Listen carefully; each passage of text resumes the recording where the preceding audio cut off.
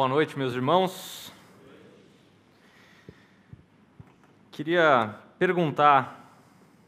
começar perguntando para vocês o seguinte: quem aqui, com uma certa frequência, se sente desanimado? Levanta a mão. Vocês estão na frente, olha para trás. Você, por algum acaso, tem se sentido cansado de lutar contra o pecado? Às vezes pensando, para que continuar lutando? É tão mais fácil ceder ao pecado do que viver essa vida de luta incessante contra um inimigo tão feroz. O que eu quero ver com vocês essa noite, creio eu, nos motiva a caminhar mais perto do Senhor, principalmente à luz daquilo que a gente acabou de cantar, desse Deus que é santo, santo, santo. Eu vou pedir para você abrir a sua Bíblia, para que vocês abram as suas Bíblias, em Hebreus capítulo 12. O nosso texto tem 2 versículos, mas eu quero ler um pouquinho antes, a partir do versículo 37 de Hebreus 11, só para a gente ter um contexto. Então, abra sua Bíblia em Hebreus capítulo 11, nós vamos ler a partir do 37. Eu vou ler na NVI aqui, talvez na tela esteja diferente, então acompanhe comigo aquilo que o texto nos fala. Diz assim: apedrejados, cerrados ao meio, postos à prova, mortos ao fio da espada, andaram errantes, vestidos de pele de ovelhas e de cabras, necessitados, afligidos e maltratados. O mundo não era digno deles. Vagaram pelos desertos e montes, pelas cavernas e grutas. Todos esses receberam um bom testemunho por meio da fé. No entanto, nenhum deles recebeu o que havia sido prometido. Deus havia planejado algo melhor para nós, para que conosco fossem eles aperfeiçoados. Portanto, também nós, uma vez que estamos rodeados por tão grande nuvem de testemunhas, livremo-nos de tudo o que nos atrapalha e do pecado que nos envolve, e corramos com perseverança a corrida que nos é proposta, tendo os olhos fitos em Jesus, autor e consumador da nossa fé.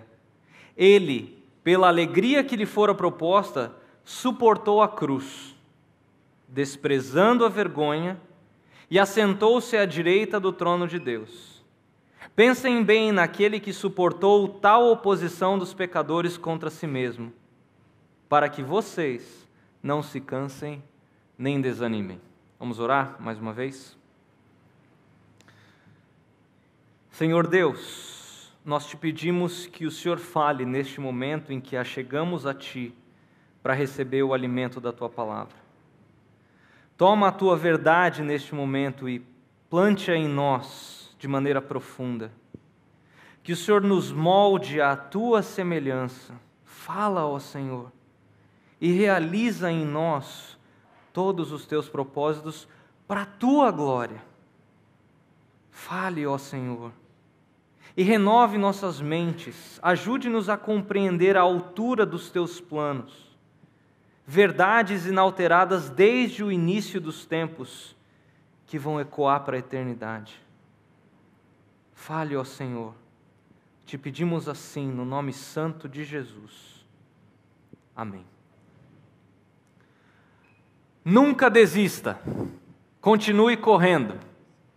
Não confunda, continue a nadar. Só os jovens entenderam essa. Continue correndo.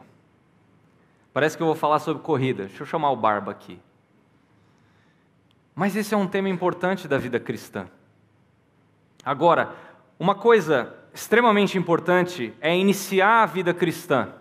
E se você ainda não tem um relacionamento pessoal com Deus, íntimo com Deus, se você não tem a possibilidade de falar pessoalmente com o Criador do universo, eu quero que você preste muita atenção no que eu vou falar a seguir.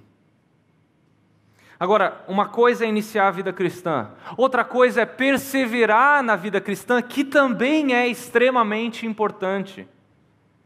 Quando alguém pergunta para você, como foi quando você entendeu o Evangelho? Geralmente, e aqui que eu falei para você prestar atenção, nós contamos a história daquele dia quando nós fomos convertidos a Jesus Cristo, quando nós fomos convencidos do nosso pecado, quando nós entendemos a nossa condição de pecadores perdidos diante de um Deus santo, santo, santo. E por Ele nós fomos achados, pela graça do Espírito Santo, na morte e na ressurreição de Jesus. Mas a nossa resposta muitas vezes para aí. Agora, isso é apenas o começo da conversão. Agora nós precisamos viver a vida de Cristo, porque o nosso eu, o nosso velho homem foi crucificado na cruz. A partir disso, nós precisamos correr a longa maratona da vida cristã, exercitarmos a nossa santificação no poder de Deus. E se o novo nascimento é um milagre, a santificação, o perseverar até o fim, também é um milagre. No primeiro ano de seminário, o fundador do Seminário Bíblico Palavra da Vida, onde eu estudei, professor Davi Cox, homem extremamente piedoso, ele disse o seguinte: fácil é começar algo. Ele estava falando do ministério pastoral. Mas o desafio maior é continuar e perseverar até o fim. Agora, como continuar? Como é que eu continuo confiando em Deus quando as nuvens da minha vida começam a escurecer? Quando as minhas mãos e pés começam a pesar? Creio que todos os cristãos aqui enfrentam inúmeros momentos de desencorajamento em algum ponto da sua vida.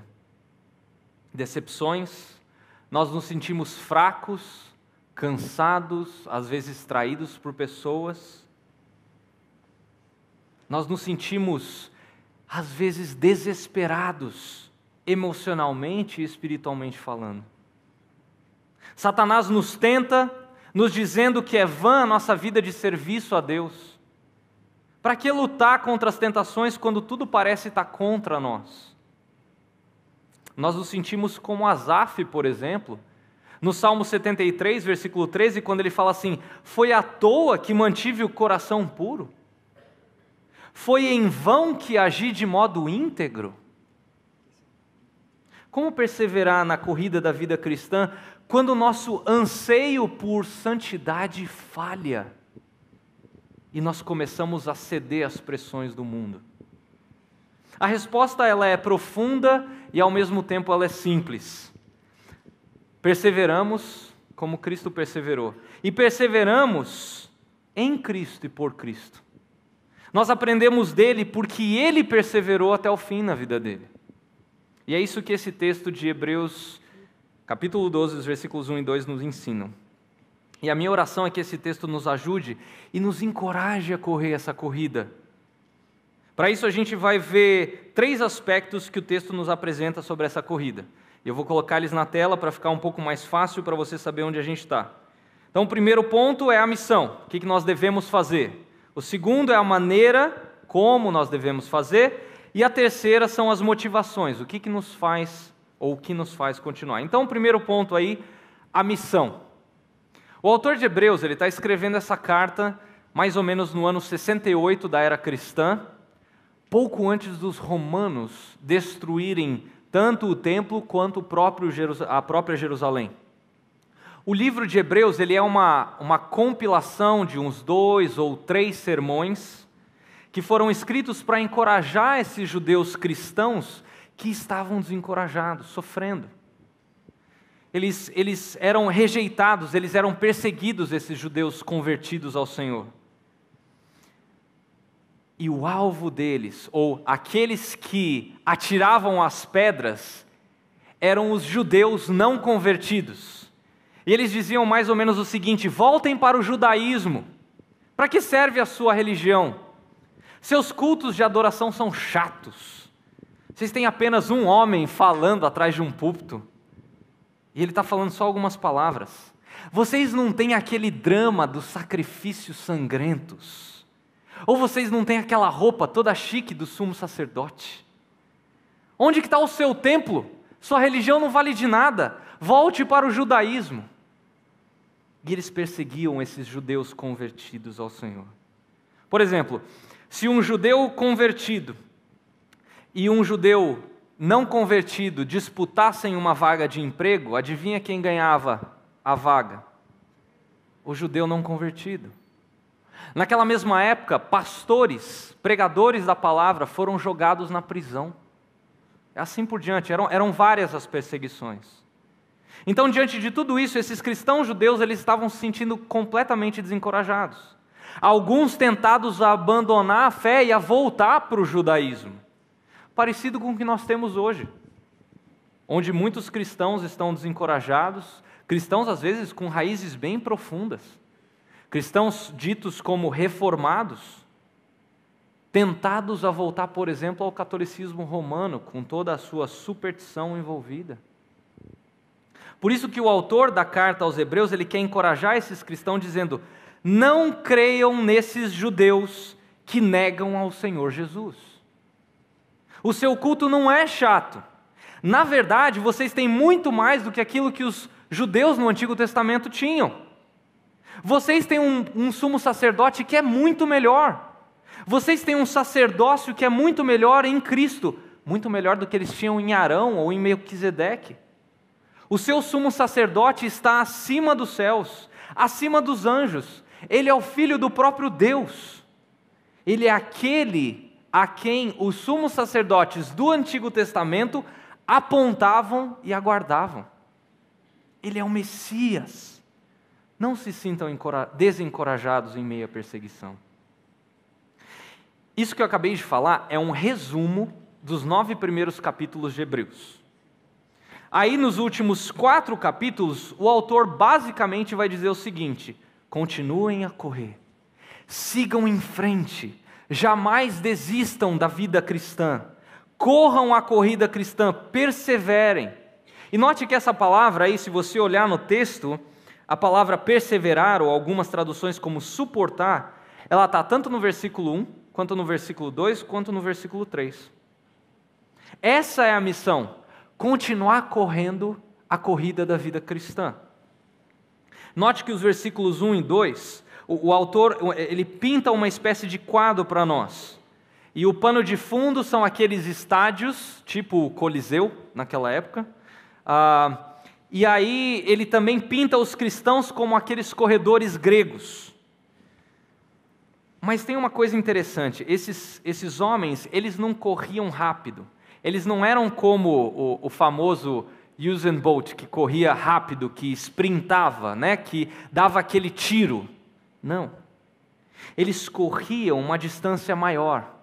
Maior, inclusive, do que a própria maratona, que é conhecida hoje como uma corrida bem estafante, de 42 quilômetros. Eles corriam com um bastão na mão durante muito tempo, e depois passavam esse bastão para a próxima pessoa, e essa corrida durava dias. O autor de Hebreus está dizendo, a vida cristã é assim, ela é uma longa maratona, precisamos corrê-la num ritmo contínuo, sem desistir. Agora, como é que a gente faz isso? Tem um negócio chamado disciplinas espirituais, que os teólogos chamam de disciplinas espirituais, que nada mais é do que você ler e você estudar esse livro aqui, diariamente. Nós, muitas vezes, somos muito acomodados, porque hoje em dia nós temos um celular, onde tem a Bíblia aqui, mas a gente raramente pega, abre e lê a Bíblia aqui. Ou às vezes a gente tem uma tela atrás da gente que já tem a própria Bíblia e a gente não tem o costume de abrir a própria Bíblia. Mas a leitura diária das Escrituras, ela vai fazer com que nós temamos mais a Deus, com que nós sejamos mais sábios. É isso que Salomão fala em Provérbios 1:7. Você quer ser sábio? Leia e estude a palavra de Deus diariamente. Mas não só leia e estude a palavra de Deus, como ore e interceda diariamente. Faça desse tempo um tempo onde você não liga para mais nada, onde você desliga o seu celular, coloca de lado e você se foca somente no Criador do universo, que quer ter uma conversa face a face com você. Isso são disciplinas espirituais.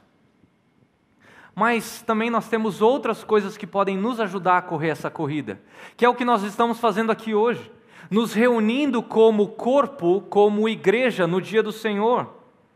Também tendo frequentes encontros com seus irmãos em Cristo ao longo da semana, para que você encoraje o seu irmão. Outra coisa, leia bons livros.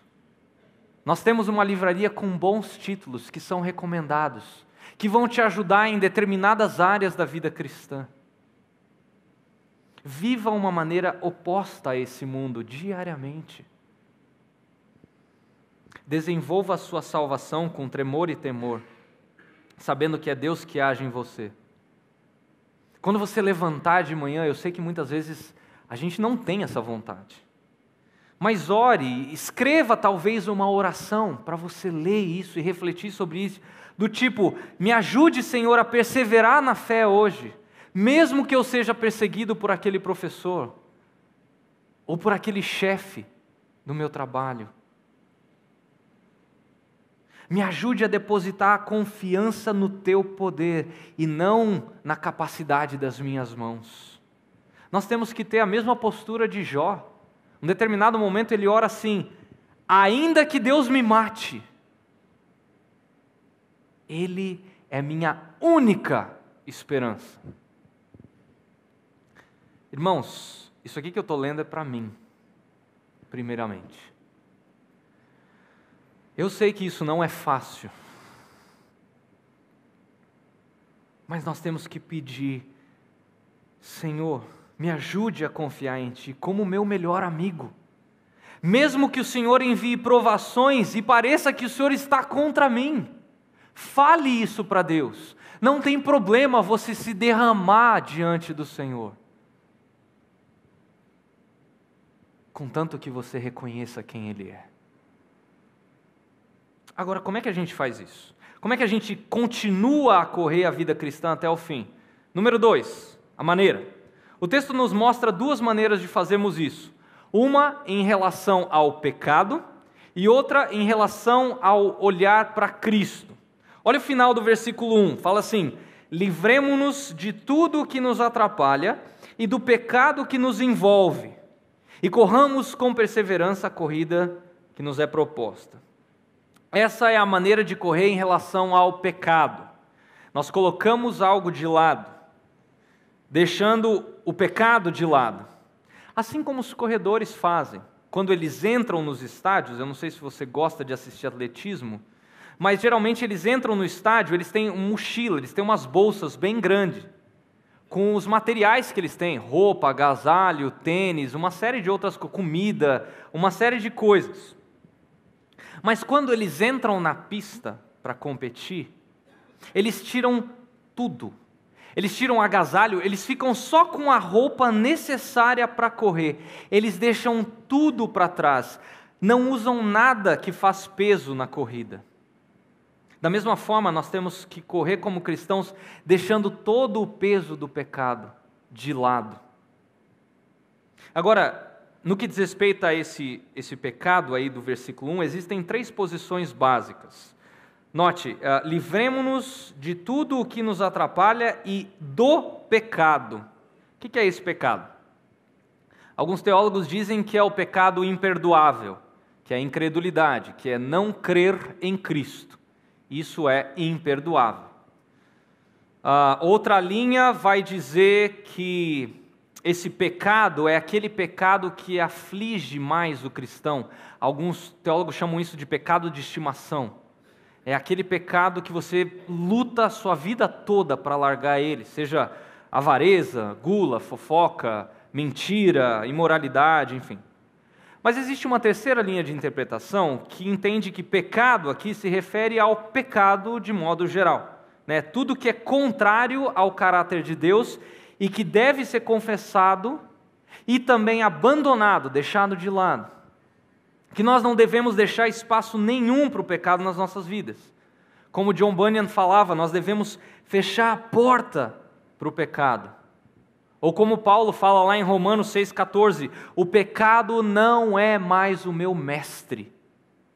O pecado não deve ter domínio sobre a nossa vida. Cristo é o nosso mestre. Nossa velha natureza humana, ela foi crucificada com Cristo para que o pecado não tivesse mais poder sobre a nossa vida e dele nós deixássemos de ser escravos. Porque quando nós morremos com Cristo, nós somos libertos do poder do pecado. Isso me faz lembrar de Gênesis 3. Os versículos 1 a 5 vão descrever uma conversa que Satanás, que a serpente, tem com Eva. E ele engana a Eva. Aí no versículo 6, nós lemos que Eva toma do fruto e ela come. E aí ela dá o fruto ao seu marido. A nossa percepção quando a gente olha esse texto muitas vezes, ela é um tanto equivocada. Porque nós pensamos que Adão estava longe da cena. Só que a construção no texto original, no hebraico, ele sugere que Adão estava ali do lado de Eva. Se você olhar a NVT já traduziu esse conceito. O que isso nos diz? Que Adão foi um banana. Porque ele ficou quieto. A ordem no capítulo 2 tinha sido dada a Adão, não a Eva. Por isso que a serpente foi falar com Eva e não com Adão. O que Adão tinha que ter falado para a serpente? Satanás, ou serpente, ou sei lá. O encarregado aqui sou eu, você fala comigo. E é o seguinte, isso que você está falando, cala a boca. Você não tem lugar aqui. Arreda. Queridos, é assim que nós devemos tratar o pecado. É da mesma maneira. Clame a Deus para que Ele te ajude a matar o pecado. Ore a Deus do tipo, ó Senhor, que todo pecado em mim morra, para que eu possa correr a corrida sem tropeçar no pecado. Como Paulo fala em Efésios 4:27, não dar lugar ou não dar espaço ao pecado ou ao diabo. E tem um problema ainda maior, hoje nós minimizamos a insanidade do pecado. Às vezes a gente tem até receio de ficar falando de pecado, como se isso fosse trazer alguma má sorte. Gente, o pecado é nosso inimigo. Ele tira os nossos olhos do Salvador. Ele interrompe o nosso relacionamento com Deus.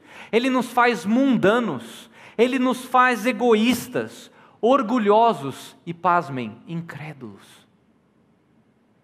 E o pior, o pecado ofende a Deus.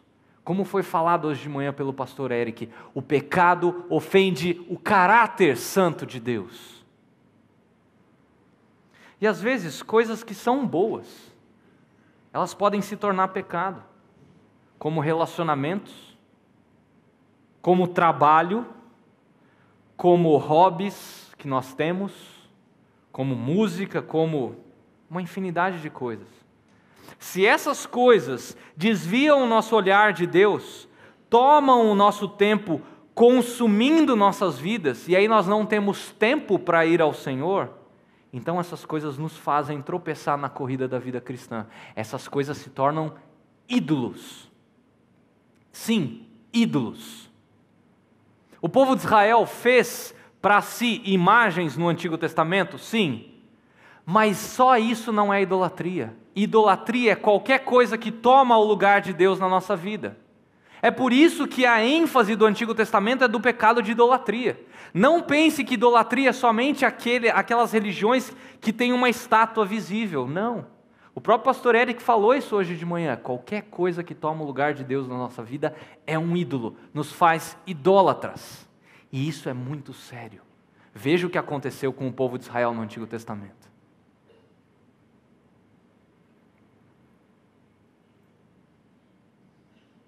Infelizmente, nós não temos como tirar o pecado, como eu posso tirar esse casaco aqui. Mas nós precisamos correr uma corrida disciplinada, focados em Jesus, entendendo quão ruim o pecado é, entendendo que só Jesus pode nos ajudar por meio do Espírito que trabalha em nós. Nós temos que ser relembrados disso constantemente. E mesmo à medida que nós corremos a corrida, usando os meios de graça, como eu falei, meditando na palavra diariamente e na oração, nós devemos contar com isso aqui, não só de domingo, com os nossos irmãos em Cristo durante a semana toda. Nós devemos investir tempo, ou como é conhecido, o próprio Jesus falou, discipulado, um a um, encorajando os seus irmãos, não para jogar conversa fora, não tem problema você brincar, falar de outras coisas, mas relembre uns aos outros a respeito do Evangelho,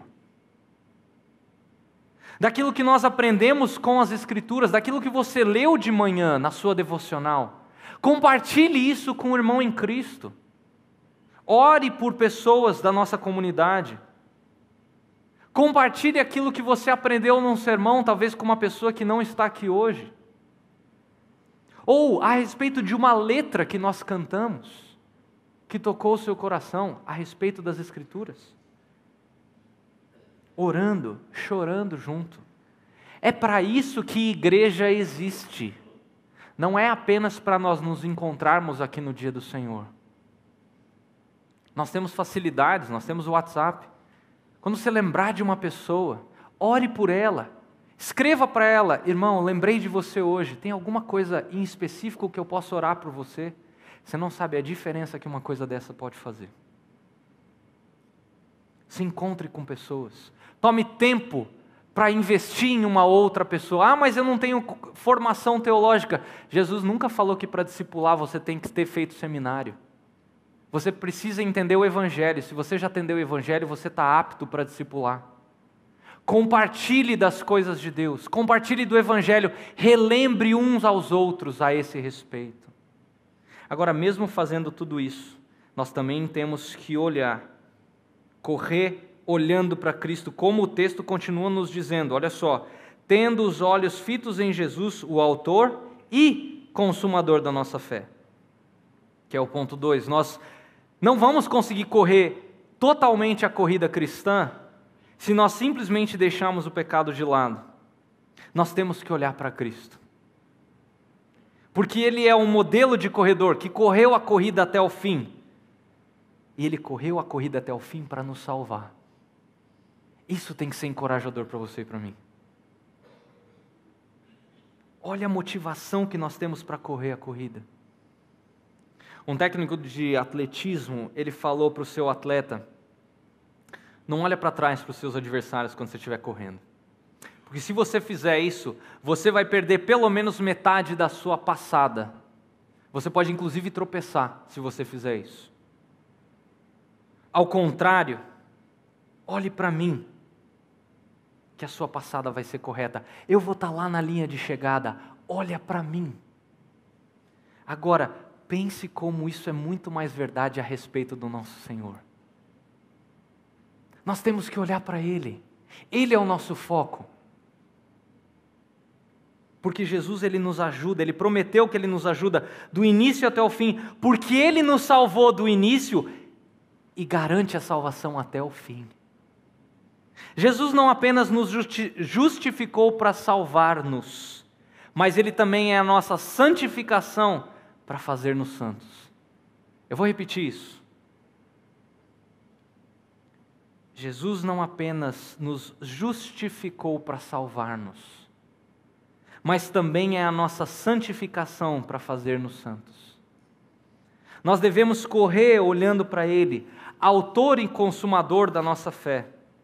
E talvez você esteja aí pensando: legal, Eu concordo com tudo que você expôs até agora, mas o meu problema é, como é que eu sou motivado a correr a corrida? Ponto 3. As motivações.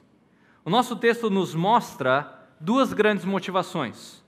O exemplo do próprio Cristo, e eu quero dividir isso em 4 partes, e também a multidão de testemunhas. Então, o primeiro ponto aí, o exemplo do próprio Cristo. Note o versículo 2. Tendo os olhos fitos em Jesus, o autor e consumador da nossa fé, ele, pela alegria que lhe fora proposta, suportou a cruz, desprezando a vergonha, e assentou-se à direita do trono de Deus. Primeira coisa que nos motiva no exemplo de Jesus é a maneira como Jesus suportou. Ele perseverou na cruz, suportando a ira do seu Pai. Tudo o que ele passou vai além do que qualquer vocabulário em qualquer língua pode descrever. Foi o que a gente viu hoje de manhã aqui. Você tem noção do que aquilo que Jesus suportou fez ele gritar na cruz: meu Deus, por que me abandonaste? Por que o Senhor virou as costas para mim? Separação essa que nunca tinha acontecido desde a eternidade. E sabe por que isso aconteceu? Por conta do meu e do seu pecado. Não havia graça sobre Cristo naquele momento. Nenhuma parte do cálice foi removida. Lembra quando ele ora no Getsêmani? Senhor, passa de mim esse cálice. Queridos, se você estudar a história da igreja, você vai ver que tem outras pessoas que sofreram mais fisicamente do que o próprio Jesus na cruz. A dor física dos pregos não se compara com o peso do pecado nos ombros de Jesus. Não tem passagem melhor para descrever esse sofrimento que Isaías 53, os versículos 4 e 5 e o versículo 8. Mas ele foi ferido por causa da nossa rebeldia, esmagado por causa dos nossos pecados, sofreu castigo para que fôssemos restaurados, recebeu açoites para que fôssemos curados, condenado injustamente, foi levado embora. Ninguém se importou com ele morrer sem deixar descendentes, de sua vida ser cortada no meio do caminho. Mas ele foi ferido mortalmente por causa da rebeldia do meu povo. Olha esses verbos: ferido, esmagado, sofreu castigo, recebeu açoites, condenado injustamente, ferido mortalmente. Cada detalhe dessa cruz nos mostra o quão horrível é o pecado. Mas isso deve nos motivar. Porque essa grande cruz de Cristo faz com que a minha e a sua cruz sejam pequenas. Então, primeiro, nós somos motivados por aquilo que Jesus suportou. Ele nos dá condições no espírito de suportar isso também. Segunda coisa, nós somos motivados com aquilo em que Jesus se alegra. Note o que o texto diz: pela alegria que lhe fora proposta, ele, Jesus, suportou a cruz. Até mesmo na cruz, Jesus sabia que a cruz não era o fim. Jesus ansiava pelo dia quando ele ainda vai dizer ao seu Pai: eu estou aqui junto com todos os que o Senhor me deu. Essa era a alegria que estava proposta para Cristo. A da sua chegada em casa, do seu encontro face a face com o seu Pai, junto com os seus irmãos. Queridos, isso tem que nos motivar. Porque a alegria celestial está diante de você e de mim, se você já nasceu de novo. Como Paulo fala que todos os sofrimentos dessa vida são pequenos comparados com a alegria que um dia vai vir. Ou como Charles Spurgeon falou, que os cristãos têm o melhor de dois mundos. Eles têm a verdadeira alegria nessa vida, que o mundo desconhece, que é o de pertencer a Cristo. E se a pior coisa acontecer, que é a morte, para o cristão isso na verdade é a melhor coisa, que é o morrer, porque aí os cristãos vão estar junto com o Pai para sempre. Que alegria está reservada para os filhos de Deus na glória. O melhor já veio na cruz e está por vir na glória. Você que nasceu de novo tem um futuro glorioso. Você que tem um relacionamento com Deus, você tem uma esperança fantástica. Alegre-se, seja motivado a correr essa corrida que está proposta para você. Terceiro, nós somos motivados por aquilo que Jesus despreza. Olha o texto. Desprezando a vergonha. Foi vergonhoso morrer na cruz, com certeza. As mães, elas passavam na frente da cruz com seus filhos, vendo aqueles corpos nus, sangrando e morrendo, e elas falavam para os seus filhos: não sejam como esses homens ímpios. Só que Jesus não permitiu que esse tipo de vergonha impedisse a ele. Ele não desceu da cruz correndo e saiu correndo de vergonha. Ele fez a vontade do Pai, e isso tem que nos motivar. Nós temos que viver a partir do temor a Deus e não do temor ao que os homens falam. O temor a Deus ele é muito mais valoroso do que o temor aos homens, porque ele visa o sorriso de Deus, mais do que o sorriso dos homens. E ao fazer isso, Deus se torna grande e os homens se tornam pequenos. Deixa eu recomendar esse livro para vocês, que fala exatamente sobre isso.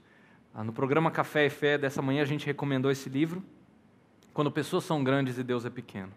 Ele fala justamente sobre essa batalha que todo ser humano trava, de se importar mais com a opinião do ser humano do que se importar com a opinião de Deus. É um livro fantástico e que nos ajuda justamente a batalhar contra isso e a olhar para Deus como aquele a quem nós devemos temer. Quarto, nós somos motivados porque Jesus está à direita de Deus, né? O texto vai falar, e assentou-se à direita do trono de Deus. O que Jesus está fazendo lá? O capítulo 5 de Hebreus vai nos dizer que Jesus está intercedendo por nós a cada momento. Gente, que coisa fantástica! A cada momento, a cada segundo, a cada tique do relógio, Jesus está intercedendo por você e por mim. Como se você fosse o único irmão dele, apesar de Jesus ter milhões de irmãos. Mas ele ora especificamente por cada um de nós. E se ele está orando por você e por mim a cada momento, por que nós devemos andar desencorajados? Jesus não vai te abandonar. Ele, como o texto fala, ele é o autor e o consumador da sua fé. Então mesmo quando você não consegue orar e você se sente desencorajado pelas dores e lutas da vida, você pode descansar nas orações do próprio Jesus e saber que Ele está intercedendo por você à destra do trono de Deus. 4 motivações vindos do exemplo de Jesus. Mas tem um outro tipo de motivação. A multidão de testemunhas. Olha o início do versículo 1. Portanto, também nós, uma vez que estamos rodeados por tão grande nuvem ou multidão de testemunhas. Quem são essas testemunhas? São todas aquelas pessoas citadas no capítulo anterior, no capítulo 11. Todas as pessoas que viveram pela fé no Antigo Testamento. Então a ideia do autor é: motive-se a partir de Jesus e também pelos santos do Antigo Testamento, que estão como que nas arquibancadas daquele estádio, enquanto você corre. Óbvio, isso é um sentido figurado. Agora pense, por exemplo, a ser motivado por Davi nos Salmos. Talvez você já tenha lido um salmo de Davi e ele motivou você a caminhar diante de uma luta que você estava tendo. Ou ao ler Gênesis 5:24, onde diz que Enoque andou com Deus. Isso não motiva você? As nossas arquibancadas, elas estão repletas dos santos do Antigo Testamento. Mas também estão, hoje, cheias daqueles leitores da carta de Hebreus que estavam lendo justamente esse texto que a gente está lendo hoje. Por exemplo, você já foi motivado por Paulo? Você já foi motivado por Lucas? Por Pedro? Por João? Fora o fato de que nós hoje, diferente daqueles cristãos do primeiro século, nós temos 2000 anos de história da igreja. Por exemplo, Lutero, será que ele já motivou você? Se você já leu a vida de Lutero? Quando ele se levanta contra aquela força religiosa da época, enfrentando aqueles poderosos, dizendo: eu não vou me retratar de nada. A minha consciência está cativa à palavra de Deus. E aqueles homens não tiveram o que falar sobre Lutero. Talvez Calvino, talvez Jonathan Edwards ou Mary Winslow. Queridos, as nossas arquibancadas, elas estão cheias dessas testemunhas da história da igreja. E todos eles estão dizendo: continuem correndo, não desistam, continuem firmes, olhando para Jesus. Deixem de lado o seu pecado, corram a corrida. Além disso, é possível que muitos de nós aqui tenhamos familiares, talvez pais ou mães, avós que já estejam na glória e falaram coisas valiosas para a sua vida cristã, enquanto em vida, e isso ainda te motiva.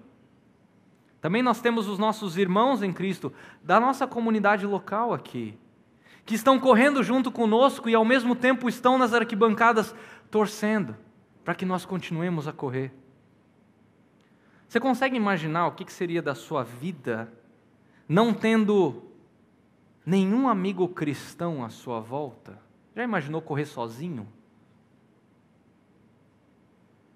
Você consegue imaginar o que seria da sua vida, ou o que seria desse dia? Imagina hoje, se você tivesse sentado aqui sozinho. Aí você vai cantar, sozinho. Como é gostoso você cantar, ouvindo outros irmãos cantando a mesma letra junto com você. Seria bem diferente, né? Isso é igreja. Isso é dar suporte uns aos outros. Orar uns pelos outros. Encorajar uns aos outros a continuar correndo a corrida da vida cristã. Especialmente aqueles que estão mais próximos de nós. E aí eu pergunto, quem está na tua arquibancada? As melhores pessoas que estão vivas hoje na tua arquibancada são aquelas que oram por você, aquelas que te encorajam. Mas eu também pergunto, a quem você está encorajando? Você tem amigos próximos a quem você encoraja? A quem você discipula? A quem você tira um tempo para caminhar junto com essa pessoa, um a um? A continuar correndo? Pense, por exemplo, por esse prisma, o que seria cair em pecado? Não apenas desapontamos o nosso Salvador, mas quantos cristãos no mundo hoje nós desapontamos quando pecamos? Quanta confusão a gente pode trazer para um irmão do nosso lado quando a gente peca? Nós precisamos odiar o pecado como Deus odeia e lançar o pecado fora das nossas vidas. É interessante notar que no capítulo anterior, como eu falei, o autor de Hebreus ele encoraja os cristãos judeus, né, que estavam lendo a carta, a correr a corrida pela fé. Por quê? Aí ele cita o Antigo Testamento, pela fé Abel, pela fé Enoque, pela fé Noé, pela fé Abraão. Eles correram a corrida com um diferencial muito grande, eles não enxergaram a cruz. Nós, do Novo Testamento, enxergamos a cruz. Eles foram pela fé, crendo na promessa da salvação. Nós já temos a promessa concretizada. Nós podemos olhar para trás para o sacrifício completo de Jesus. Agora, se os santos do Antigo Testamento conseguiam correr a corrida, mesmo em meio à perseguição, sem ter visto a cruz, nós com certeza podemos correr essa corrida no poder do Espírito. Então coloquemos de lado a nossa incredulidade pela fé no nosso Senhor Jesus. Que a nossa alma seja motivada por todas essas pessoas em nossas arquibancadas, colocando o pecado de lado, olhando para Jesus, porque Ele é fiel. E Ele vai nos levar até o fim. E que fim glorioso vai ser esse? Vamos orar? Querido Deus, muito obrigado pela bendita esperança que temos ao olharmos para trás para a Tua cruz e saber que tudo foi consumado. Obrigado porque o Senhor matou o nosso velho homem naquela cruz, de maneira que nós estamos livres das amarras do pecado e nós podemos viver uma vida longe do pecado, uma vida que glorifica ao Senhor. Senhor, nos santifica, a começar da minha pessoa. Nos ajude a correr essa corrida de maneira que o pecado seja algo que nós odiamos. Nos ajude a não dar lugar às tentações de Satanás. Que nós encorajemos uns aos outros aqui a caminhar à luz do Evangelho, para que o Teu nome seja glorificado, Senhor. Eu oro por aqueles que estão desanimados, tristes, talvez às vezes não vendo um futuro tão nítido. Que o Senhor fortaleça a fé de cada um, Deus, para que, mesmo em meio à provação, nós possamos, como Paulo falou, aprender a viver contentes. Nos ajude a desenvolver esse contentamento que Paulo fala. Para a Tua glória. Oramos assim em nome de Jesus.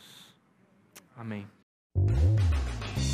A Livraria PIB Londrina procura selecionar cuidadosamente seus títulos e autores a fim de oferecer um conteúdo alinhado com o Evangelho de Jesus Cristo. Bíblias, livros de teologia, devocionais, literatura infantil, biografias, comentários bíblicos e muito mais. Dispomos também de um acervo de CDs e DVDs das mais de 5.000 mensagens ministradas na Primeira Igreja Batista em Londrina. Visite a Livraria PIB Londrina e conheça ainda mais. Livraria PIB Londrina, de segunda a sexta, das 13h30 às 18h. Endereço na Avenida Paraná, 76A, próximo ao Calçadão, bem no centro de Londrina. Ligue para 3372-8921 ou acesse o site www.livrariapiblondrina.com.br.